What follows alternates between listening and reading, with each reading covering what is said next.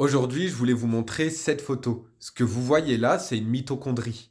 Et j'insiste sur le fait que c'est une vraie image en coupe, c'est pas du tout une création faite par ordinateur. Les mitochondries que vous voyez ici en violet, c'est des structures qui sont à l'intérieur de nos cellules et qui s'appellent des organites. Et souvent, on aime bien surnommer les mitochondries les centrales énergétiques cellulaires. Parce que c'est dans les mitochondries qu'on va utiliser le dioxygène qu'on respire pour produire le plus gros de notre énergie.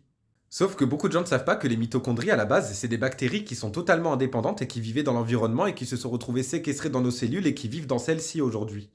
Une mitochondrie, ça a la même taille et la même forme qu'une bactérie. Et d'ailleurs, les mitochondries, elles ont un ADN à elles qu'on appelle l'ADN mitochondrial. Cet ADN, c'est un ADN circulaire refermé sur lui-même comme chez les bactéries et c'est un héritage de l'époque où les mitochondries étaient des organismes indépendants avec leur propre génome. D'ailleurs, je tiens à le dire ici, mais ces gènes mitochondriaux qui sont d'origine bactérienne, aujourd'hui pour nous, ils sont vitaux. On ne peut pas vivre sans. Mais ce cas de figure, il ne concerne pas que les mitochondries. Par exemple, chez les plantes, on a des organites qui s'appellent les chloroplastes. C'est ces organites qui contiennent la chlorophylle qui permettent à la plante de faire la photosynthèse.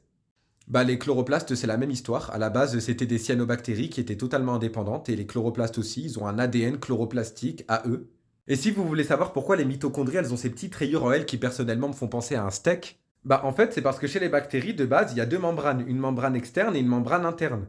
Et c'est au niveau de la membrane interne qu'il va y avoir toutes les enzymes qui vont permettre d'utiliser le dioxygène pour produire de l'énergie. Du coup, c'est le cas aussi chez la mitochondrie. Donc ce qui s'est passé, c'est que la membrane externe, elle n'a pas bougé, mais la membrane interne, elle s'est surdéveloppée. Elle forme ces crêtes là qui sont si particulières, afin d'avoir une membrane interne qui est plus grande et par conséquent avoir plus d'enzymes pour produire plus d'énergie.